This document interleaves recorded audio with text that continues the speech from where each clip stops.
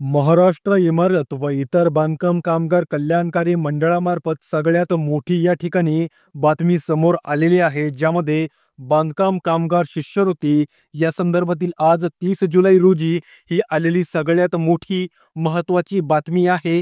या ठिकाणी सगळी तुमची जी काही स्कॉलरशिप असेल, E01, E02, E03, E04 ते E06 पर्यंतची कुठल्याही प्रकारची स्कॉलरशिपचा फॉर्म भरलेला असेल, तुमचा पेंडिंग फॉर्म असेल, ॲक्सेप्ट झालेला फॉर्म असेल, मागच्या वर्षीचा राहिलेला फॉर्म असेल, यावर्षी नवीन भरलेला फॉर्म असेल, तो आजच या ठिकाणी मंजूर करून तुमच्या बँक खात्यामध्ये आजच तुमची रक्कम पाठवण्यात येणार आहे. आणि काही बांधकाम कामगारांची रक्कम ही बँक खात्यात पाठवण्यात देखील आलेली आहे.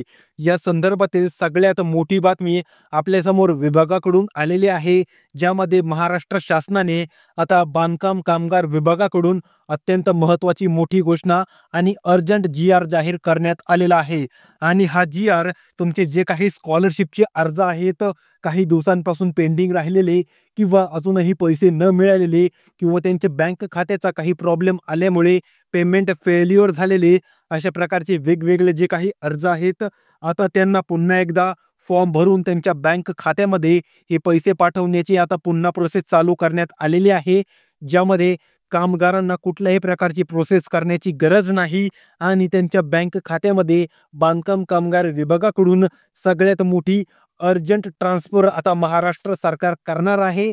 आणि त्यांच्या बँक खात्यामध्ये त्यांची जी काही उर्वरित राहिलेली त्यांची स्कॉलरशिप आहे, शिष्यवृत्ती आहे, ही महाराष्ट्र सरकार त्यांच्या बँक खात्यामध्ये जमा करणार आहे.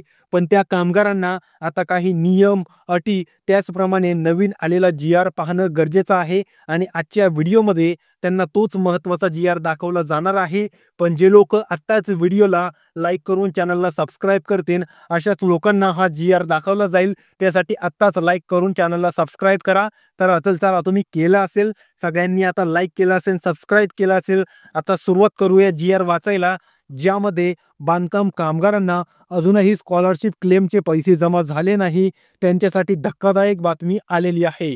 आता ही जी धक्कादायक बातमी आहे, ही अत्यंत धक्कादायक व आनंदाची बातमी देखील आहे. कारण खूप साऱ्या बांधकाम कामगारांचे फॉर्म अजूनही पेंडिंग आहेत. कोणालाही पैसे मिळालेले नाहीत, कोणालाही भांडी मिळालेली नाहीत, कोणाचाही फॉर्म अजूनही रिन्युअल झालेला नाही. पण या ठिकाणी त्यांच्यासाठी आनंदाची बातमी आलेली आहे. पण या ठिकाणी धक्कादायक बातमी देखील आहे. त्यासाठी सगळ्यांनी व्हिडिओला शेवटपर्यंत पाहणं गरजेचं आहे. कारण जर तुम्हाला बांधकाम कामगार योजनेअंतर्गत स्कॉलरशिप क्लेमद्वारे जर तुम्हाला पैसे पाहिजे असतील किंवा तुमचा जो क्लेम भरलेला आहे त्याची रक्कम संपूर्ण एका टाईममध्ये वन टाईम स्कॉलरशिप पाहिजे असेल, तर तुमच्यासाठी हा व्हिडिओ खूप महत्त्वाचा आहे. कामगार मित्रांनो, काही काम करत असाल तर ते काम बाजूला ठेवा आणि आजचा हा महत्त्वाचा व्हिडिओ शेवटपर्यंत पहा. कारण यामध्ये दिली जाणारी माहिती म्हणजे खूप महत्त्वाची आहे. आत्तापर्यंत कोणीही यूट्यूबवरती कोणीही ही महत्त्वाची बातमी दिलेली नाही. आणि फर्स्ट वर्षी आपल्या चॅनलवरती ही बातमी या ठिकाणी पाठवण्यात येणार आहे, जी की आतापर्यंत कोणीही या ठिकाणी अपलोड केलेली नाही.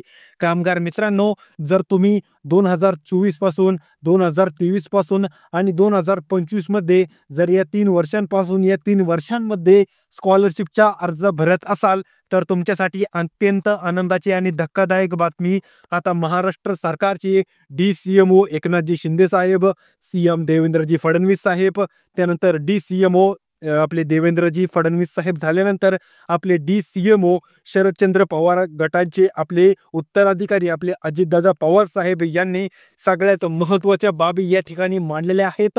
ज्यामध्ये बांधकाम कामगार योजनेसंदर्भातील वेगवेगळ्या प्रकारचे जे काही निकष आहेत या त्या मीटिंगमध्ये घेतलेले आहेत. आणि या 2025 मध्ये ही जी बांधकाम कामगार योजना आहे आणि त्यामधील जी काही स्कॉलरशिपची किंवा शिष्यवृत्तीचा अर्ज भरण्याची प्रोसेस आहे, ही कशी चालायला पाहिजे व कशी चालली पाहिजे या संदर्भातील जी काही बातमी आहे ही आपल्यासमोर त्यांनी पाठवलेली आहे. आणि याद्वारे प्रत्येकालाच फायदा होणार आहे. त्यामुळे तुम्ही कोणीही या व्हिडिओला स्किप करू नका, शेवटपर्यंत पहा. कारण या व्हिडिओमध्ये इतकी खतरनाक माहिती आपल्याला पाहायला मिळणार आहे, ती तुम्हाला आत्तापर्यंत कोणीही सांगितलेली नसेल.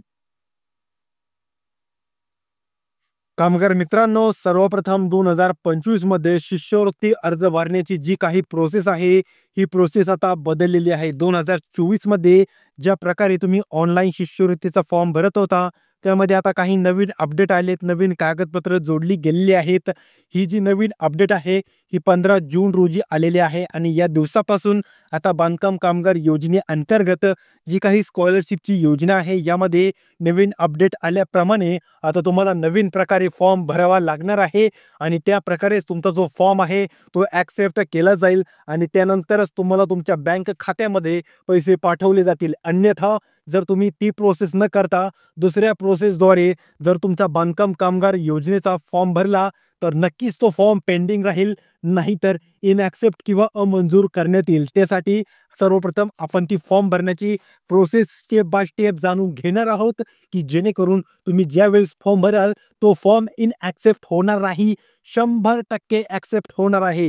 ही जी प्रोसेस आहे ही एकदम 100% बरोबर आहे. कारण या प्रोसेसद्वारे काही कामगारांनी फॉर्म भरले होते आणि त्यांना 3 महिन्याच्या आतमध्ये त्यांच्या बँक खात्यामध्ये त्यांची रक्कम जमा झालेली आहे. तर या प्रोसेसमधील स्टेप 1 आता आपण जाणून घेणार आहोत. स्टेप 1 सगळ्यात अत्यंत महत्त्वाची स्टेप 1 आहे कामगार मित्रांनो. यामध्ये तुम्हाला संपूर्ण जी काही कागदपत्रे असतात ती म्हणजे विद्यार्थ्याची संपूर्ण कागदपत्रे तुम्हाला या स्टेप 1 मध्ये गोळा करायची असतात.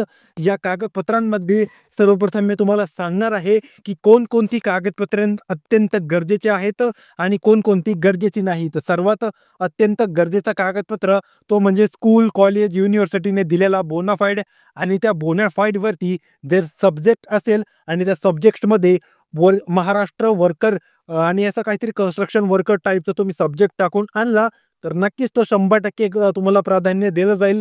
त्यानंतर दुसरा कागदपत्र आहे तो म्हणजे आय-डी कार्ड. तुमचा आय-डी कार्ड असणं अत्यंत गरजेचं आहे. चालू वर्षाचं आय-डी कार्ड तुमच्याकडे 100% असायलाच पाहिजे. त्यानंतर तुमचं जे काही रेशन कार्ड आहे त्या रेशन कार्डवरती तुमचं नाव असायला पाहिजे. ज्या विद्यार्थ्याचा फॉर्म भरायचा आहे त्या विद्यार्थ्याचं नाव रेशन कार्डवरती कुठल्याही प्रकारची खाडाखोड, कुठल्याही प्रकारचे अंधुकपणा न दिसता त्या विद्यार्थ्याचं त्या रेशन कार्डवरती नाव असायला पाहिजे. आणि जर ते नाव त्या विद्यार्थ्याचं त्या रेशन कार्डवरती दिसलं नाही तर तो त्या फॅमिलीतील महाराष्ट्रातील रहिवासी ग्राह्य धरला जाणार नाही. त्यानंतर तिसरं महत्त्वाचं कार्ड आहे ते म्हणजे कामगाराचं या ठिकाणी स्मार्ट कार्ड देखील अत्यंत गरजेचं आहे मित्रांनो. ते जर नसेल तर नक्कीच तुम्हाला या योजनेअंतर्गत लाभ दिला जाणार नाही आणि ते तुमचं जे काही कार्ड आहे हे स्वतः कामगाराचं असायला पाहिजे आणि तुम्ही त्या कामगाराचा मुलगा किंवा मुलगीच असायला पाहिजे. या व्यतिरिक्त काका कामगार आहेत, मामा कामगार आहेत, आजोबा कामगार आहेत, शेजारी कामगार आहेत, यांच्या कार्डवरती तुम्हाला कुठल्याही प्रकारचा फॉर्म भरता येणार नाही. या ठिकाणी स्वतःचे आई-वडीलच कामगार असायला पाहिजेत आणि ते नोंदणीकृत आणि सक्रिय बांधकाम कामगार असायला पाहिजे.